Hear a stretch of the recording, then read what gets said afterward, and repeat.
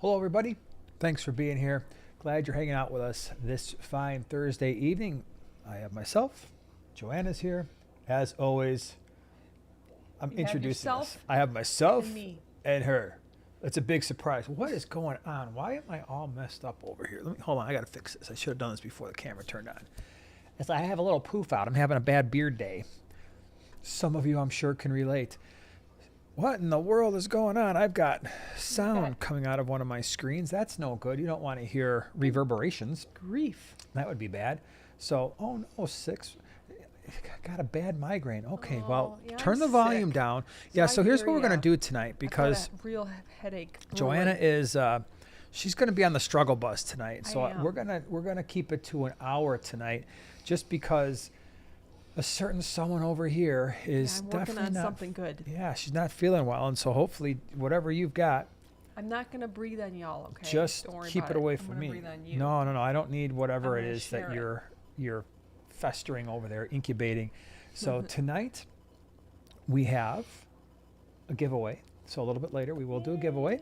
We're going to be talking about feeding fish, and for a lot of you who are experienced fish keepers, hopefully maybe you'll pick up on something. Again, something that we do. Maybe it's a little bit new, something you haven't considered before.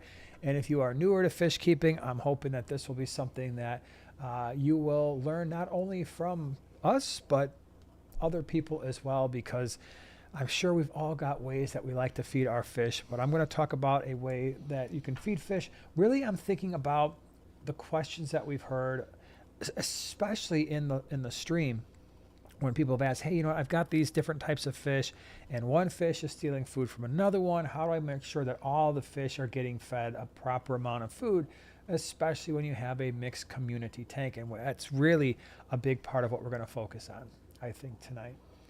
Okey-doke. So that is the plan.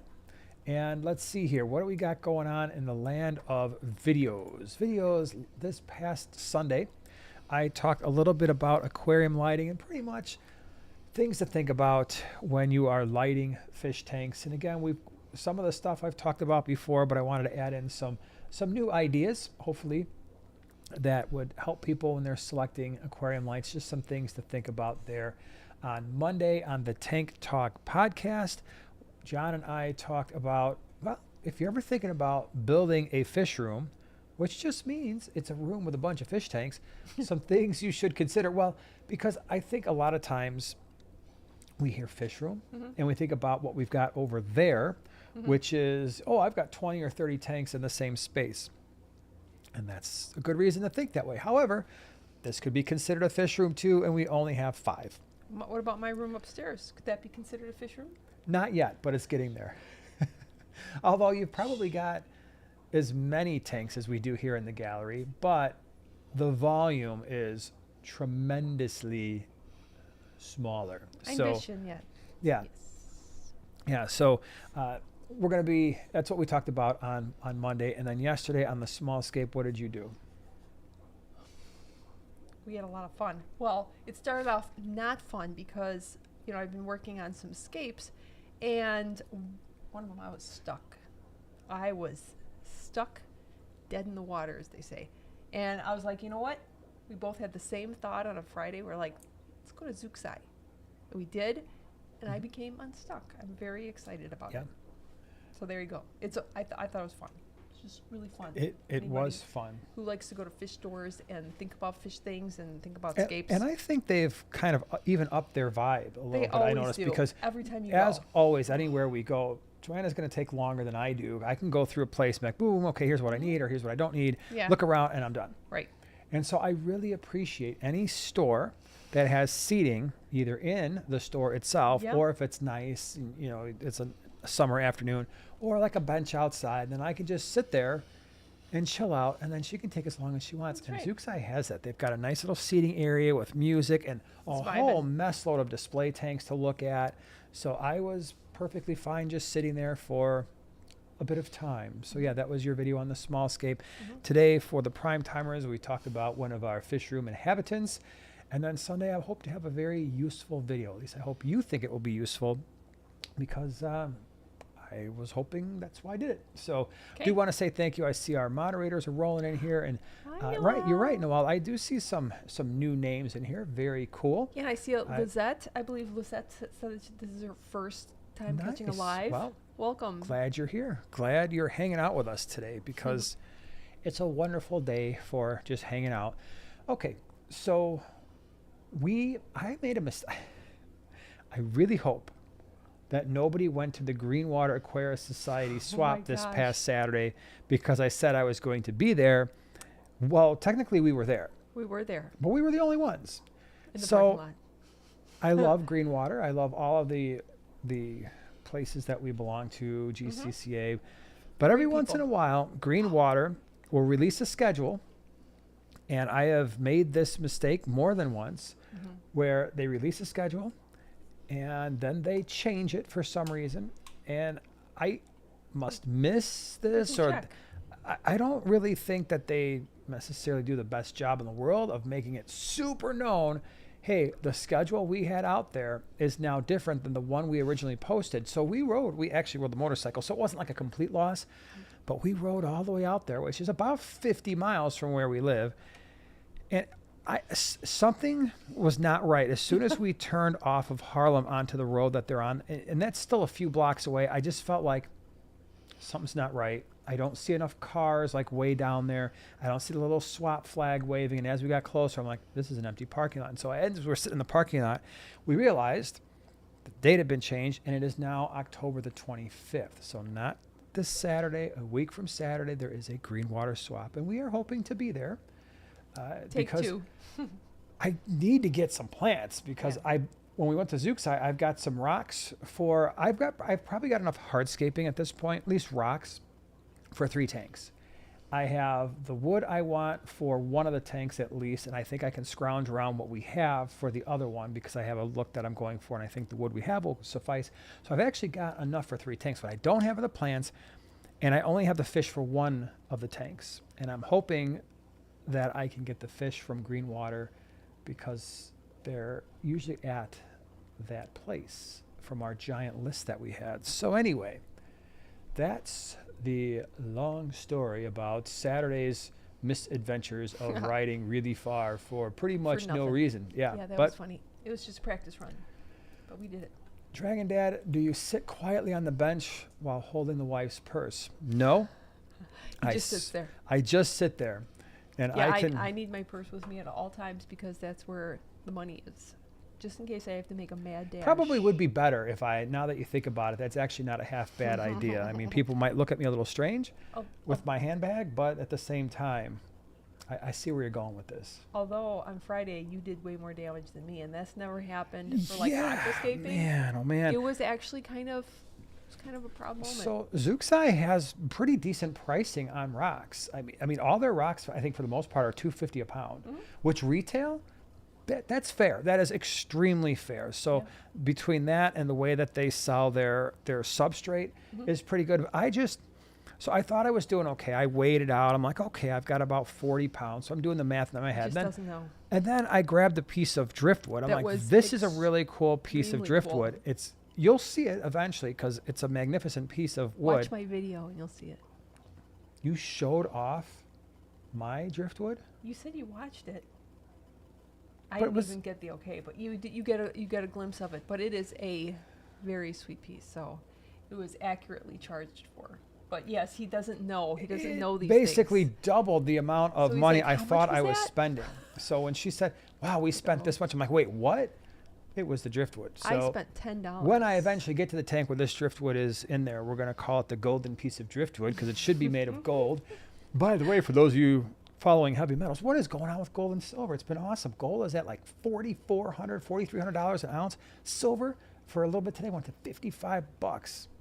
Yeah, it's one of my hobbies, tracking the market. Pennywise says I have 2 10-gallon betta tanks, a 5-gallon betta tank, and a 2.5-gallon minnow tank in my bedroom. I love it. Cool. That's a Nano- fish room.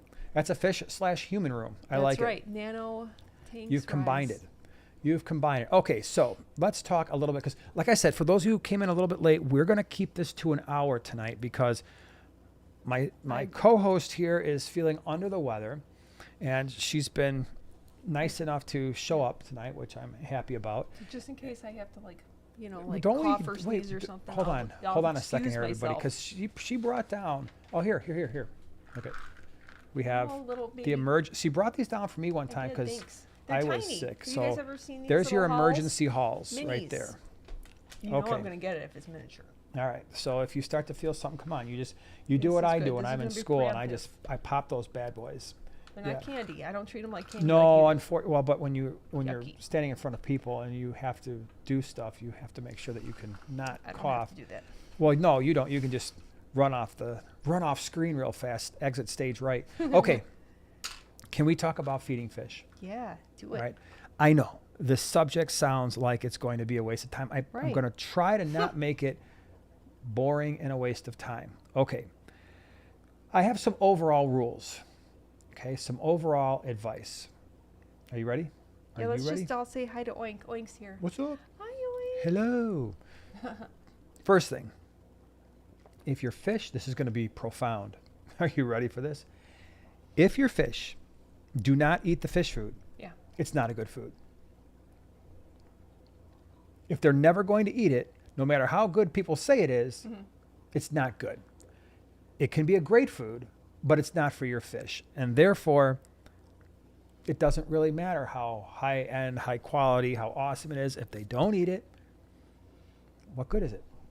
Okay, that's thing number one. You look like you were going to maybe disagree with my statement. Well, I was just wondering, does that also encapsulate like the fish that maybe you don't know this when you first get them, or Okay, hold on. Wh- I'm getting there. I'm going to get are there. you? I'm Okay. gonna- So that's, I don't know if I'm it's gonna gonna get there. encapsulate. Because my next statement is, however, the overwhelming majority of fish will eventually eat the food you give them if that's the only thing they have. So I'll give you a really good example. I've said this a bunch of times, but for those of you who've never heard it before, when we were importing fish, we were importing thousands of fish every 4 to 6 weeks. They had a choice. Either eat the food we give you or starve. There's no third option. Eat or starve. Now, please understand, this does not apply to fish that will only eat live foods. And that's not what we were bringing in, with the exception of maybe the baddis and the pea puffers, which really preferred like the snails, although they would eat the live baby brine as well. Yeah. But 99% of the fish we brought in, I knew that they could eat prepared foods. And so here's the prepared foods we have. You're either going to eat this stuff or you're not. And guess what happened? 100% of the time, they decided to eat the food. Because sometimes fish, when you first get them, they're just not going to eat. Okay, so don't be alarmed if you get fish and for the first couple days, they're not eating. That can happen. Especially if you got fish that went through the entire fish supply chain where they're like, hey man, 3 days ago, I was on the other side of the earth. And so I was on the other side of the earth in an outdoor pond. And then somebody put me in a net and shipped me across a big giant ocean, which it probably really wanted to go in if it could see it if it wasn't in a cardboard box, because it would have been a big giant body of water, even though they don't know salt water because they got a tiny little brain. That's beside the point. Then they get to an importer who might hold them for a little bit before they wind up at a wholesaler, before they wind up at a pet store, before they wind up at your tank. And they're like, I don't know what just happened to me, but I've just shifted to 6 different aquariums and a bunch of different water parameters, and they weren't really feeding me all that much anyway, and I'm not really feeling like I want to eat just yet. So if your fish don't eat for a couple days, it's okay. They will eventually get back on track, provided that they're not sick. Okay. Other overarching theme. Would you say it's better to feed too much or too little? Too little. Why? Well, because feeding too much can lead to a host of problems, namely snails. And, you're just going to cloud up the water, cause water issues, more detritus. It's just awful. And, plus it can really not do any good for the fish. Yeah. So I would agree with that. I would say if you are concerned about the amount of food to give your fish, I would err on the side of a little bit less as opposed to a little bit more. And how I still do this. I still do it. I will fully admit I'm guilty of it. And I want to know how many of you are guilty of this. You get new fish and you feed them. And they're like, I don't really want to eat. And so what do? Just give them a little more. Maybe they didn't see the food that you put in there the first time. Maybe they missed it. Make sure they see it. Yeah. Yeah. Yeah. I've done that. Guess what? When food hits the water, they can sense it. They can smell it. They can see it most of the time, unless they're like blind cave fish or something where you fed them at night. But usually they know it's there. So try to resist the urge of being like, oh, I fed them. They didn't eat. Let me try and feed them more. Or let me immediately try to shift the food to something else to see if they will eat that. That can be okay, but let's space that out a little bit, because that's how you wind up overfeeding. You get algae, you get a whole bunch of stuff in the detritus, and it can create all kinds of water quality issues. It can just be a bad thing. How would you say, how often in the last year have we fed frozen foods to our fish? I don't. So I don't know about you. 0%? I don't think, I don't. Yeah, so I would say it's been a number of years since we've brought in frozen food. Frozen food can be okay. Although I would like to try it with my pea puffies. Yeah, they would probably go ahead and eat the frozen bloodworms. Yeah, quite possibly, but you never know about Poppy. She would definitely be afraid of it. So there's a couple things with frozen foods. One, I don't feed it because I haven't found it necessary. The fish that we keep, we do a good job of feeding them the foods that we feed them in a timely manner. So I think they're getting all the nutrition they need, and their health really kind of plays that out. There are some frozen foods that could potentially introduce some parasites. Is it overwhelmingly common? No. Does it happen? Yes.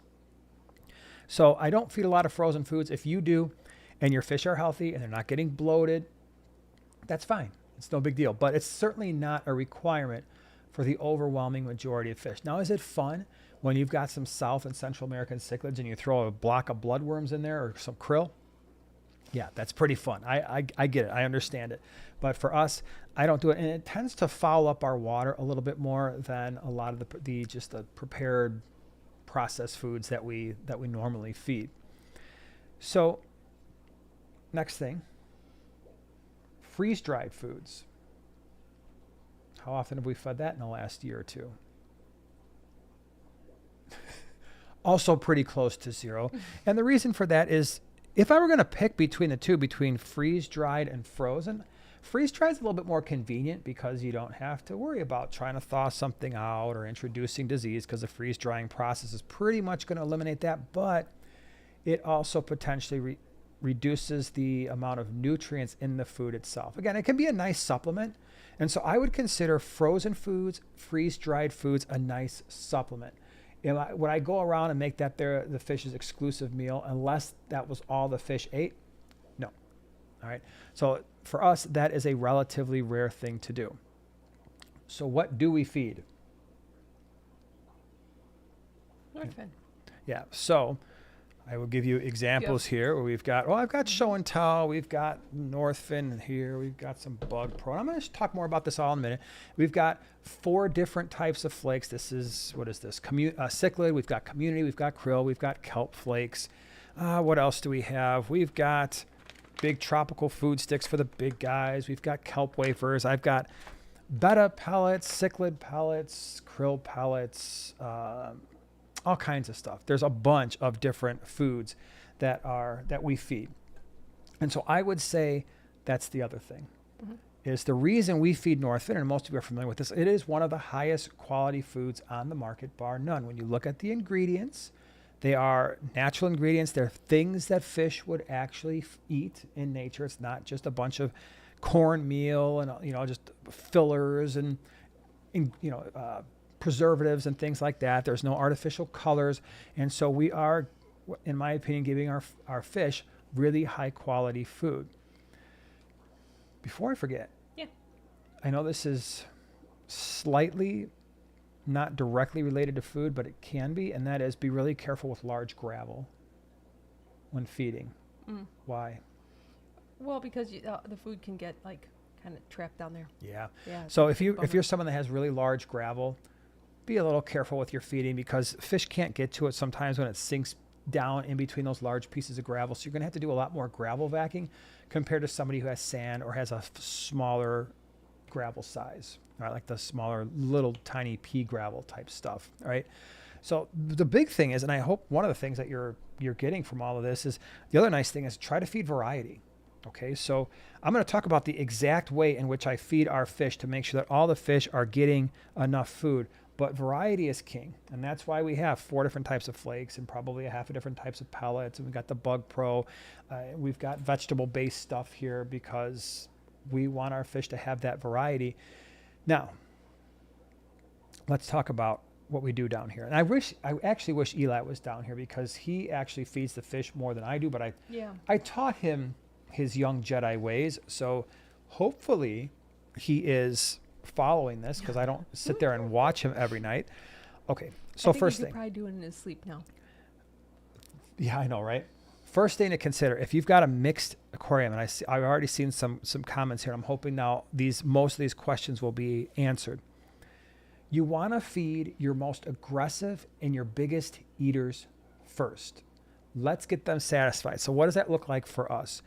Okay, in tanks, especially when we had a lot of larger cichlids, this was the very first thing that I fed. This is the tropical food sticks. And so this one is, I will show you, hopefully you can kind of see this on camera. Maybe not, I don't know, we'll see. But they're this big. They're that big, so I can actually hold it, right? Let me move my finger down. So this is a fairly large piece of food. And, Oscars, red devils, my Vieja, tinfoil barbs, ballast sharks. Chili rasboras. Not chili rasboras. They're almost the size of a chili rasbora. So those float. These things float. And what I would do is I would go to my big tanks where the more aggressive eaters are. Like, here you go. And I would let them just completely fill up on that stuff. Now, most of the other like medium-sized fish at that point are not eating at all because this stuff is a little bit too large, or if they are, they're getting like one piece and they're like gnawing on that and sticking out of their mouth while all the other fish are filling up their bellies. And so for the larger fish, I'm doing the larger food first. And I'm going to make sure that their little bellies, or big bellies in some cases, get fed. What? We have a new member in a super chat. Well, that's pretty awesome. Thanks, Ben, for the super chat. Really appreciate it. That's pretty darn awesome. Glad you're here hanging out with us. And thank you, Ben, once again, for being a brand new prime timer. Really appreciate you being here. Welcome. So, all right, we got the larger fish are now. They're full. What are we doing with our super active feeders? Well, for them, a lot of times those really active feeders are going to be fish that are open water. And so I will give them, depending on where they feed, maybe they're going to get some flakes. So the flakes are going in and you can see a pow, like let's say you've got barbs or you've got maybe some Mbuna cichlids or something like that. You're giving them the flakes, the larger flakes, or if they're smaller fish, you can crush it up and they're going pow, pow, pow, pow, pow, pow, pow. They're eating. You're like, nothing is getting to the ground. Don't worry about it. Again, let them get full. Let them target the food that's in the water column. If you've got cory cats or loaches and they're just like, oh, I'm pretty hungry over here, I know, I got you. And so what I'll do is I'll let them get their first round of food. And so now I've fed my fast eaters, and I fed especially my fast eaters that are water column or top of the tank feeders. My big fish are all fed. And so I go around the fish room and I do that first, right? So tropical food sticks, this stuff. Okay, now what about my bottom feeders? Now I've got a sinking pellet, and so I really like the Bug Pro. The cichlid pellets, the community pellets are really good. And for Northfin, they come in a variety of sizes, anywhere from around, I don't go any larger than 3 mil. So there's 3, 2, 1, and a half mil. Usually most of my bottom feeders, a really good versatile one is to have between a 1 and a 2 millimeter pellet. Now what I'm doing is, depending on the tank, either I'm feeding a little bit more flake to distract my fast guys, and then also dropping this in a different part of the aquarium, and so I can space out, and I know you do that too, you can space out where you're feeding. And so my aggressive eaters, if they're like, I can still eat, okay, here's your flakes, focus on that. Oh, and by the way, let me go ahead and drop some of this stuff in there a little bit further away, and you can actually start to train your fish on where they can expect food, right? And I know you do that in your, so what tank are you doing that in? I do that in my my combo tank with my chilies and my pea puffers. So I always feed my chilies first, and then after a little bit, then I drop in the snails to a very specific couple of spots. Does that mean that Poppy doesn't still get scared? No. But eventually she knows where to go get it. Yeah. So yeah, it's about training your fish to have certain expectations and then try to be really consistent.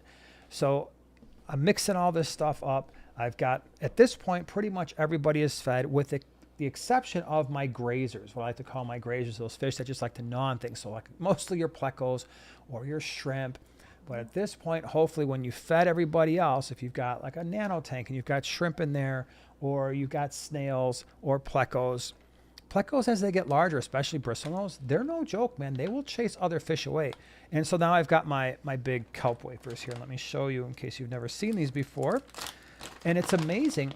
It's not just for bottom feeders. Like if you wanted to feed these things, I've done YouTube shorts where I fed these to all kinds of different rasboras, tetras, barbs, and they will gather around and just like make a little tornado of food, tornado of fish around this food. And so this is a kelp wafer. So it's not just a green piece of fish food. This actually has, it's the first ingredient is kelp. And so then I will feed my bottom feeders. And by that point, a lot of the other fish, if they're going to eat it, they're going to be far less enthused about it because they're already kind of full. The other trick is if you notice, hey, you know what, my otos, my bristlenose, some of my loaches, they're just not getting enough food. Most of your loaches are going to be active at night. Your bristlenose are going to be active at night. Shrimp will be active at night. So will snails. Wait for the lights to go off. Wait for all your fish to settle in. Make sure the lights are off in the room. And you can drop one or more of these bad boys in your tank. And then what you're doing, if you don't want to drop a whole one in there, crack a half a piece off. And then what you're waiting for is, okay, tomorrow morning when I come down and look at my aquariums or when you look at yours, is that food gone? Or did it just fall apart at the bottom of the tank and there's a mess there? In which case, don't do that anymore. But if it's gone, then oh, okay. So there was something there that was active at night. Again, if you've got plecos, shrimp, snails, loaches, they may very well eat this stuff or the sinking pellets. And the other fish, they're going night-night. They're not eating when the lights are off. So they're just as soon going to retire for the evening. And so... Wait, before you go on, Keymaster of Gozer here.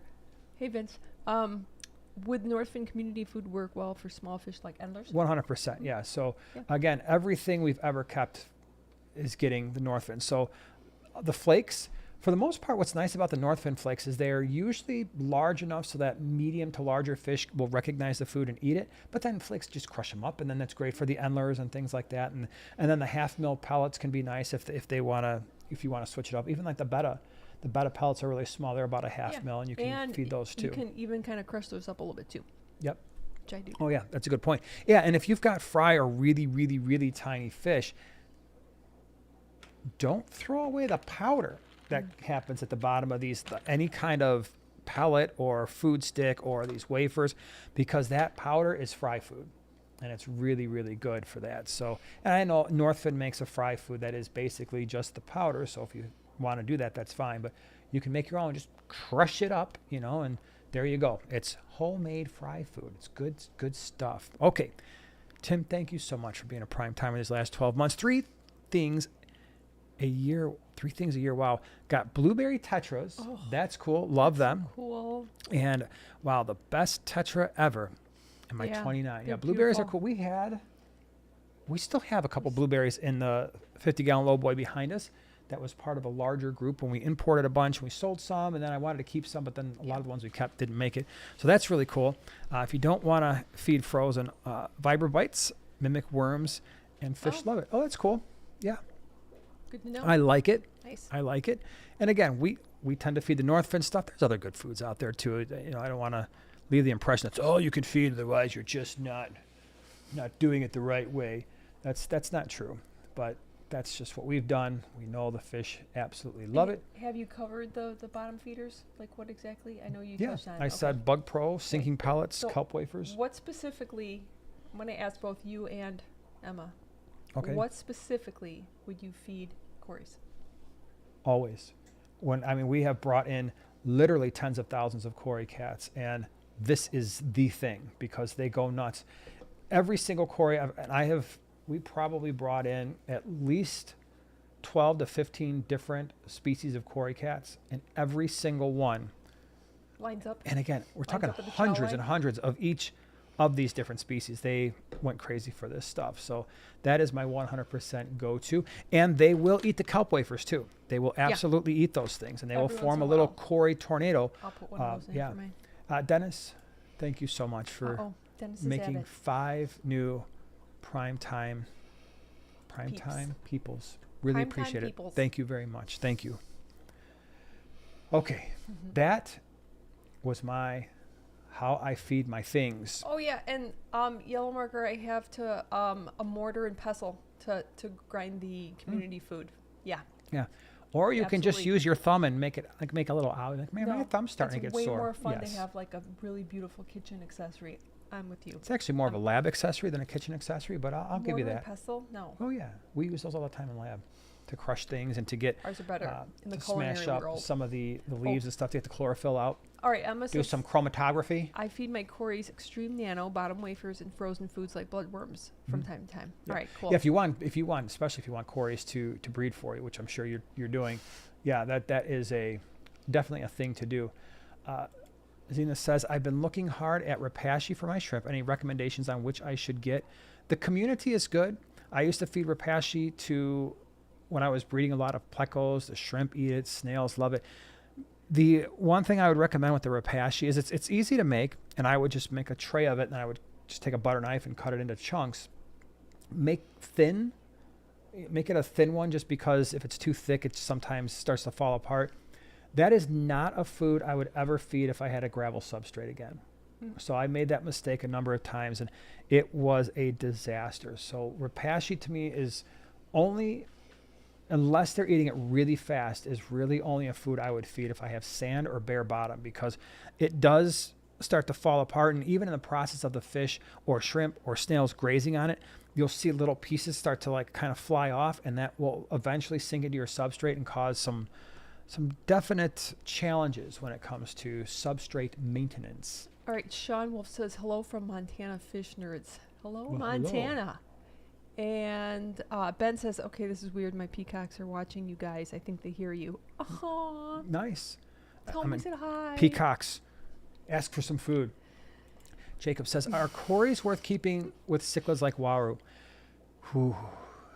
You got to be careful on the Corys, because Waru get pretty big, and they could potentially try to eat smaller Cory cats. I'm thinking like your panda Corys, certainly Habrosus. Pygmies would absolutely be fish food. Snack But size. you're looking for the Corys that are going to be full size 3-inch plus, and then you'll probably have better luck there. The problem is if the Waru try to eat the smaller Corys' defense mechanism is to basically extend their pectoral fins and their dorsal fin, and they've got spikes that makes it really hard for other fish to swallow them, and then you wind up with a dead Cory plus the dead fish that tried to eat the Cory cat. So that can be a little tricky. Why do my fish hate bugs and worms? Probably because they're not accustomed to eating that stuff. You would think that just instinctually they would want to, but They're cultured. Sometimes fish can be a little bit strange like that. They're like, I'm not eating this. Please give me my food out of the can. Yeah. Andrew says, will you do a species profile on the Raphael catfish? Yeah, I need to do that. In fact, you know what? I was going to do that at one point a few months ago. And I was filming the Raphael cat. And of course, it was the most boring thing you'll ever see, because they don't move. When they get larger, they find a place in the tank, and unless it's time to eat, they literally just sit there. So I'm like, this is going to be an 8-minute video of this fish. I might as well just show a picture, because it literally doesn't move. And people are going to think it's just a still shot unless they look real closely and they see the gills moving or something. But yeah, at some point I'll do that. I'll try to capture some footage when he's actually, kind of moving around and eating, because he's a little bit more interesting when that happens. So I will do my best. But it's a great, great fish. What? Is that true? Sound pitch black? Thank you so much for gifting 5 new prime timers the experience of a lifetime. Really appreciate that. Aw. Thank you. Thank you for doing that. Very cool. What do people feed imbunas and mets? Mets? What's a met? Well, imbuna, mostly I don't really do anything different than what I've already said. I don't tend to feed them as much of the tropical food sticks, but they get a rotation. So when I mentioned I've got the 4 different flakes: community, cichlid, kelp, krill. I rotate those. So if I were to feed one in the morning, and we generally feed twice a day. That was one thing I left out, is I feed in the morning, Eli feeds at night. Sometimes I'll skip the morning feeding. It's not the end of the world. So if I feed, let's say, krill in the morning, I put that, we have kind of them all stacked up. We just take the one that's on top, and then we just, once we fed it, we put it on the bottom and the next one that's on top. So they just get rotated every feeding. So that's kind of what we do there. They absolutely love the Bug Pro. They go crazy. So that's, the Mbuna tank is right here. We used to have a lot more tanks with Mbuna, but they all got the same thing. They love the kelp wafers because they are algae grazers. They will do sinking, cichlid pellets, community pellets. So I don't really do a whole lot different for them than I do all the other fish that we have. Okay, let's see here.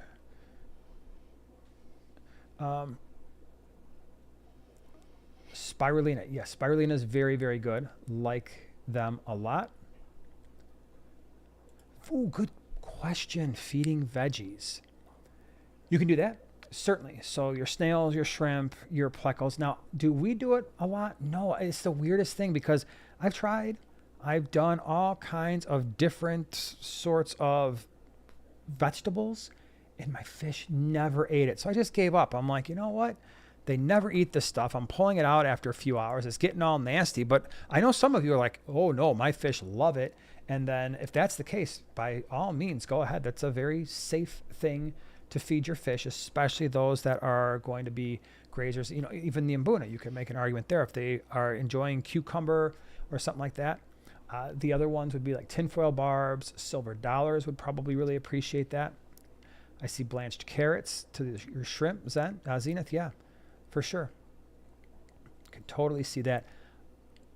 The other thing with the shrimp, and I showed this video a long time ago, is shrimp also would appreciate, especially if you got softer water, a little bit of calcium infused food.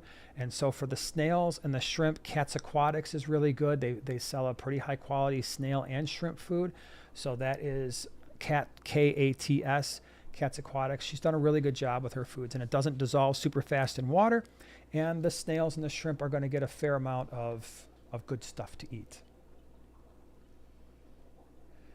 Okay. Do we want to do the giveaway here pretty soon? But before we do, Oink, thank you. Thank you for being a prime timer these last 48 Oink. months. We love For Oink. those of you who don't know, 48 months is 4 years. That's a long time.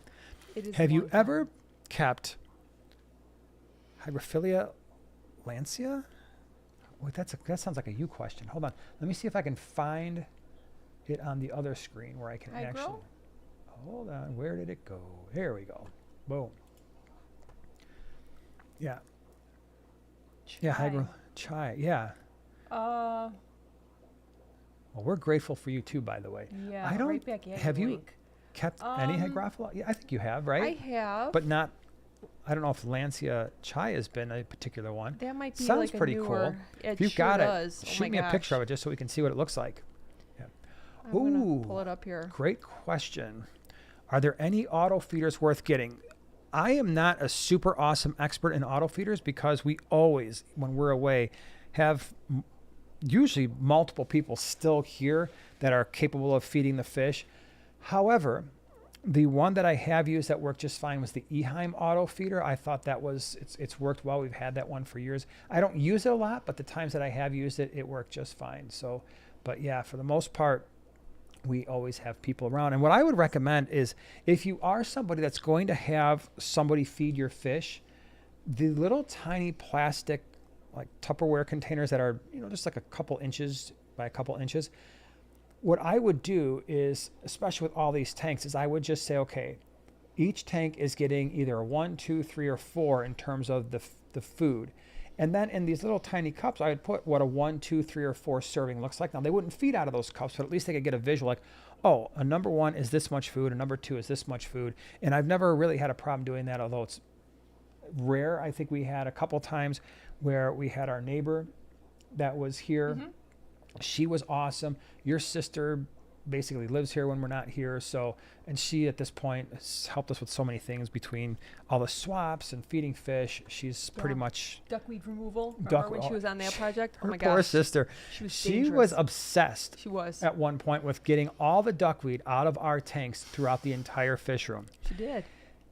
She got it almost all out, but then there we was a didn't couple really. of tanks, and when we had the 10 set up back there in the corner, Yeah. where she didn't get to it because she's wound Chuck. up getting busy, Yeah. and then that little bit wound up redistributing it throughout a lot of tanks. She was very frustrated by that. Yeah. So, Sorry. Yeah, unfortunately.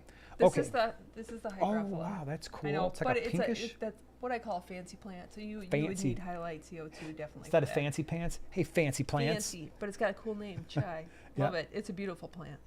Yeah. Okay. Giveaway. Can we talk about that here? But hold on. I promise we're going to get to this eventually. Sheesh. I saw another thing. Cody, been a prime timer for 7 months. Thank you so much. My local fish store has partnered with someone to make their own flake food, and my fish absolutely love it. Watercolors Aquarium Gallery in Grand Rapids, Michigan. That's pretty cool. Nice. That's fun. Yeah, that's pretty awesome. Yeah, what I found is for a lot of places, not necessarily the place that you're talking about, but some of the places that decide to come out with their own fish food, they all generally get it. A lot of people get it from the same place. So you'd be surprised. Even some of the higher end fish food manufacturers will produce stuff that's off label for other brands, if you will. So, and Janice, thank you very much for being a prime. You are 1 month away from the big 1 year 1-2. anniversary. Good evening, From the Bert. 1-2. Are bug bites too big for guppies? Oh, No. Nope, they are perfectly fine because bug bites and the Bug Pro are similar, and I have fed them both to guppies. No issues there. yeah. It Okay. has gotten chilly around our parts. It's like fall is arriving. It is. Yeah. Yeah, that's a good thing. Mm-hmm. Okay, so let's talk about the giveaway here. Tonight, the giveaway is this. That little dude. One space alien. Yeah, it's coming to get you. That's life size. I hope that. I was just gonna say. I hope that's not life size. It is. It actually eats your fish. So it's a whole Charming. twist. It's a mystery with a twistery. This thing's going to eat your fish instead of your fish eating that. No. Flip Aquatics, flipaquatics.com. We thank them very, very much. And you know what I forgot to do once again? Yep. You Is forgot to. in the description. So one winner is going to get this awesome live fish food. So you're going to get Daphnia. And the nice thing is once you have the Daphnia, guess what? You can continue to maintain that culture all on your own, and you could have live Daphnia for the rest of your life, which is pretty cool. So you're getting the Daphnia and the food bundle, which I think is the ability to feed the Daphnia, or it could be a food bundle for your fish. Wasn't quite clear on that. Anyway, the other nice thing is, can I just take a time out here and put this information in the description? Because like always, Flip Aquatics has given us a discount code for Daphnia. In case you don't win, the discount code is PT Daphnia. Oh. No, I'm spelling. Sorry, PT Daphnia for Flip Aquatics, and that's 20% off. So if you are somebody who's interested, I just put it right there in the description just now. Cool. PT Daphnia from Flip Aquatics, 20% off between now and the end of the week. And we're going to have a winner get their own starter thing of Daphnia, which is going to be pretty awesome. Now, of course, here's what we have to do. You have to be living in the United States where Flip Aquatics ships.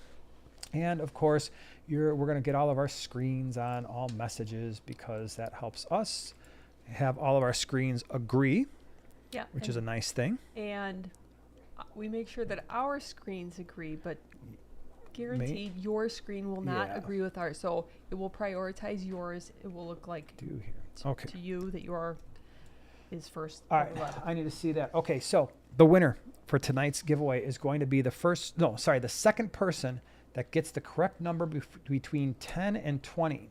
The second person who gets the right number between 10 and 20. 10, done. Holy Oh, cow, that wow. was very fast. That was really fast. How about that?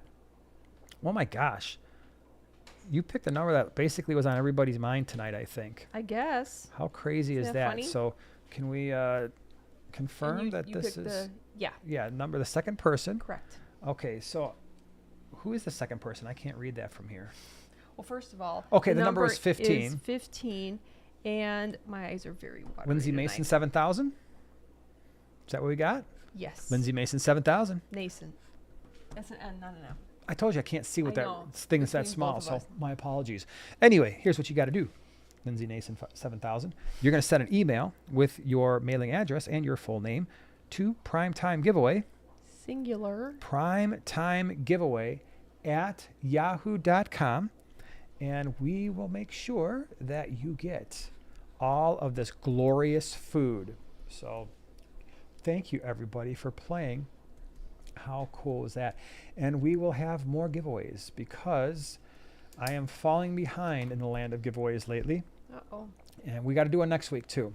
So not that we have to, but we want to do one next week. And that will be good for everybody, I hope. So if you had a question before the numbers started popping in, feel free to ask said question again because it might have gone too far up the whole chat thing and we might not be able to see everything. Oh, that's funny. Luminen says, I visited Flip in person last week. Such an awesome group of people. Agree. Yeah. And an amazing place. Felt like Charlie and the Chocolate Factory, but with more fish. Yeah. I know, right? Isn't Yeah. it magical? They're just so funny. It's just a... He has got an outstanding group of wonderful human beings around him. So Oh my it's gosh, kind yeah. of a shame where in the old days, like the old Aquashella days, like all the creators would be there and then he was there. But I think it was a lot of times before he had like that core group. And then finally he starts bringing the core group and then like there's not many creators going to those things anymore. So Yeah, it's kind of sad. it is. Yeah. Oh, and somebody asked me if I have ever tried, who asked me that? Who asked if I wanted to, if I've ever used Daphnia for my pea puffers. No, but I would like to try. Because they So would absolutely eat it. Yeah. I was just going to say that I would actually like to try a little tank. Yeah, so the nice thing when it comes to live foods is Definitely. obviously live baby brine is very, very tiny. It's great for fry. It's great for pretty much all fish, I think, under 2 inches, believe it or not, like all of our shell dwellers, tetras. But the Daphnia are larger, and so that makes it a little bit better for fish that are slightly larger and things like guppies and tetras and stuff like that. And certainly the pea puffers would And it's just an absolutely eat it. existing tank that you can leave as opposed to like constantly having Right. to Yep. recreate the colony. Absolutely. Okay, says, can I add my fish to my 1-week-old tank right now? They're in a bucket because my 10-gallon tank cracked.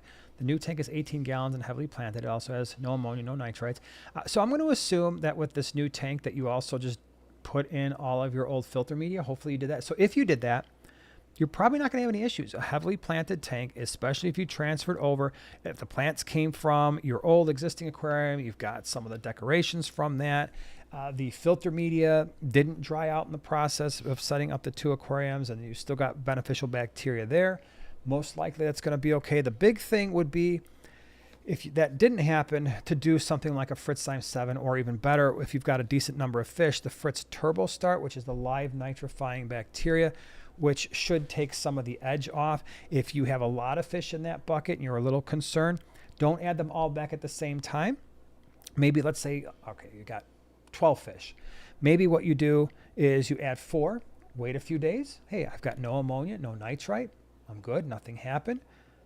Let me add another 3 or 4 a couple days later, wait a few days, and if nothing's happening. But if you've got cycled media from your old tank and all the decorations remained wet and so the beneficial bacteria is on all those surfaces, you're probably going to be okay, I would think.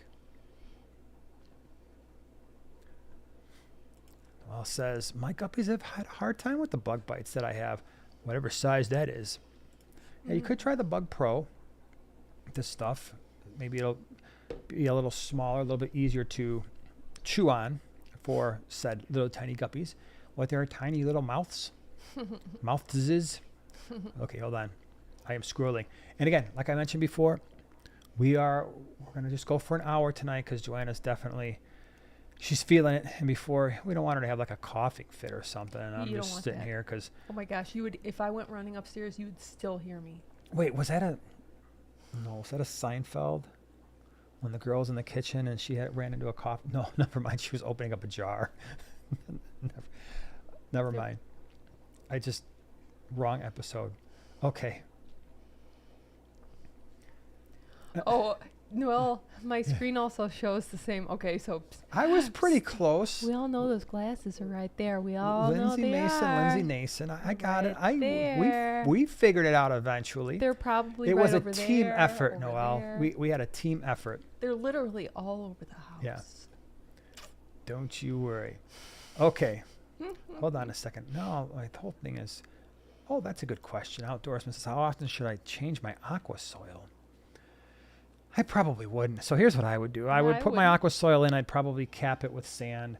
And then if it starts to really break down, I would just switch to root tabs at that point. Right? Because if you have to change it out and you have to change out your substrate, now you're doing a full tank breakdown and redoing it. I personally would not mess with that. I don't think there'd be any need unless you're really growing some fast, if I don't know why you would. I mean, it does although a break lot of down. people, well, that's true, but I'm thinking, well, a lot of the high-end aquascapers that are going to be using that and that would run into problems like that with really fast-growing plants and stuff, they would be just totally rescaping and gutting a tank by that time. Probably be like looking for something new, something fresh. Yeah, that's a good point. Fancy goldfish love duckweed. Yeah, I've got a lot of fish that love duckweed. If there is not duckweed in our aquariums, it's because the fish that are in those tanks eat the duckweed. So like on this side of the fish room, there's duckweed in the lowboy. But Eli and I have done a really good job. Whenever we put a hose or a gravel vac in this tank, it immediately goes to the tank over behind Joanna's head over here. That's the 75-gallon barb tank. And the barbs, most barbs will eat duckweed. Maybe not cherry barbs, but every other barb I've ever had, when I was quarantining, like, I've got 100 melon barbs or whatever, they would clear a tank of duckweed, usually within a couple days after I would bring them in. So no duckweed there, and because of that, there's no duckweed in either one of these tanks. But the other one is the Mbuna tank here. Most African cichlids eat it, tinfoil barbs, bala sharks, silver dollars, like I said, pretty much all barbs. There's a lot of fish out there. Goldfish for sure will eat duckweed. I used to take it when we had a lot of it. I would scoop it out of some tanks and then put it in for my tinfoil barbs and the bala sharks. They would go crazy for it. They loved it. Okay. Oh, good one. Andrew says, would you keep 2 angelfish, 8 congos, 8 hatchetfish, and 4 bristlenose plecos in a 55? Yeah, I would. Without any hesitation. Just with the bristlenose, make sure you've got a lot of driftwood on both sides of the tank, maybe some caves. I would have enough caves or at least places where they can go, where almost all of them have their own little place, especially if you wind up with 2 or 3 males in that 55. It kind of ensures that you're not going to have too many issues. The only thing you got to be careful of with that aquarium is you probably will get some bristlenose breeding, although your angelfish and your congos will most likely eat the babies. So I don't think you're going to get too many fry that are going to, because the fry are kind of stupid. Once they do get released from the caves, they have a habit of like going up towards the top of the tank, and as they do that, the other fish will eat them off the glass.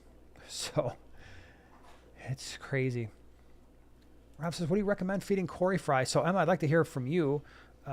When I have Cory fry, I didn't really change much of what I did. Some of them I would usually put some live baby brine. The fry are more likely to eat it, but they would, Rapashi would be another one, especially if you got bare bottom or you have a sand tank. But I didn't do a whole lot of extra for them other than make sure that there was smaller pieces of food, but because they kind of nibble anyway. I've had Cory fry, again, just kind of go all around a kelp wafer, and then you got to kind of pull that out after a while, otherwise it'll start to break down because they can't eat the whole thing. Jonathan wants to know, can I have plants in an aquarium stocked with catfish, specifically various Synodontis? I have done that. So we had jungle val, anubias in Synodontis tanks because I had Synodontis in the 125. I had Synodontis in the 75 over here, although that didn't have any plants, but they were in the 33 long, and that had jungle val and possibly some crypts. So I don't think they necessarily go out of their way to eat plants. I guess it would depend on the Synodontis.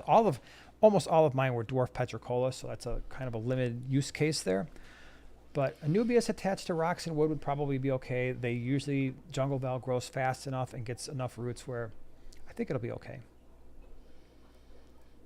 John says, I just picked up a 37 gallon and want to do a pistol themed tank. How many do you think I could put in a 37? So 37's got the same footprint as a 20 long. A couple pairs. I know it's a taller tank, but they're not going to use that height at all. They're really going to stick to the bottom. So 2 pairs, and just make sure you have line of sight blocks and structure in the center, and a little bit of, again, caves and places to retreat for each pair, so they're not kind of fighting with one another. Yeah, you'd think it probably won't be too long before you have more than 4, right? Yeah, if you got the water parameters. Yeah, if you've got the water parameters for breeding, absolutely. Doctor says, would you suggest a 1-inch cap of sand over my pebble-sized gravel? I have cloudy water. I was told that I basically have an open sewer.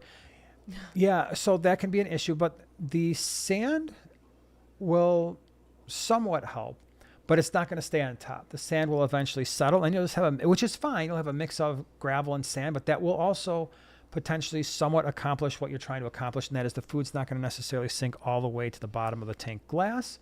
It will more rest on the surface a little bit more, but then the issue is, if you do that, make sure you have a sand that you can actually gravel vac. So you're going to want a grain size that's going to be a little bit larger, because if you get a really fine grain, now you've got a problem, because now you still got the gravel, you still may have some food sinking in there, but now because the sand is in there, you can't actually take the gravel vac all the way to the bottom of the tank and suck everything up.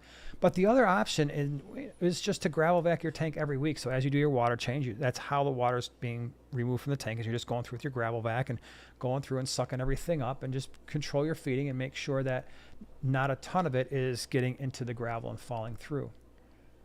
Luminen wants to know, what's your favorite nano plant other than Anubias? I'm planning out a plant-only 8-gallon cube. Well, we'll both answer, even though you're saying Anubias, and that's my favorite plant. I absolutely love Boos. It's fun, it's beautiful, it's small, the leaves are just magical. So especially for something under a 10-gallon, I think you really get your money's worth, because it is a pricier plant and they're smaller, but you're going to be able to see them and appreciate them in a smaller tank. Yeah. Your thoughts? Smaller crypts, smaller Anubias. Jungle val will work just fine, but you do have to kind of trim it back, otherwise it's going to grow up over the top.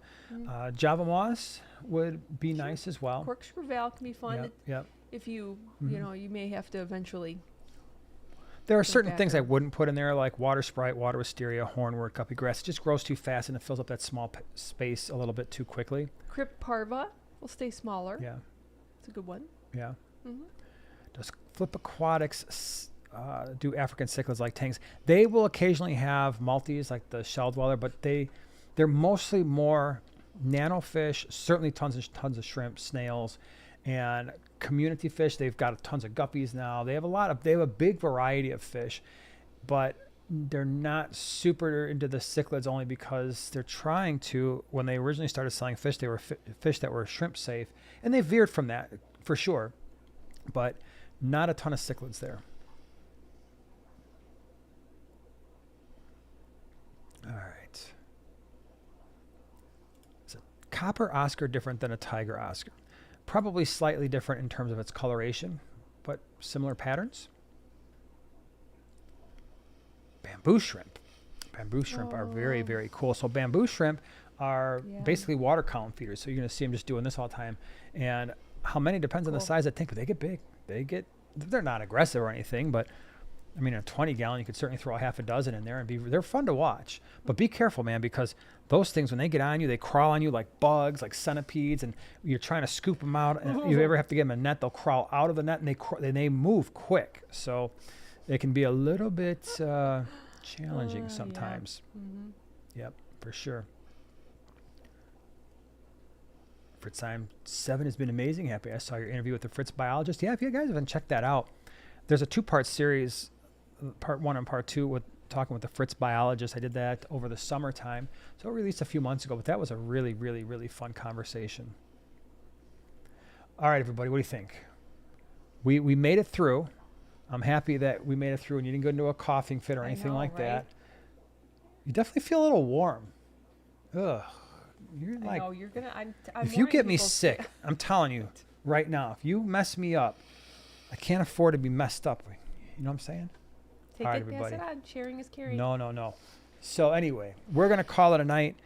As always, thank you for being here. Thank you to all of our new prime Yeah. timers, and for those of you who made new prime timers, we really appreciate it. And our And thank you moderators. to our moderators and everybody. Man, we had a lot of good questions. I wish we could have gone the extra Yeah. 30 minutes. So please, the Thank you, questions Ted. that you asked, if we didn't get a chance to answer them tonight, come back next week.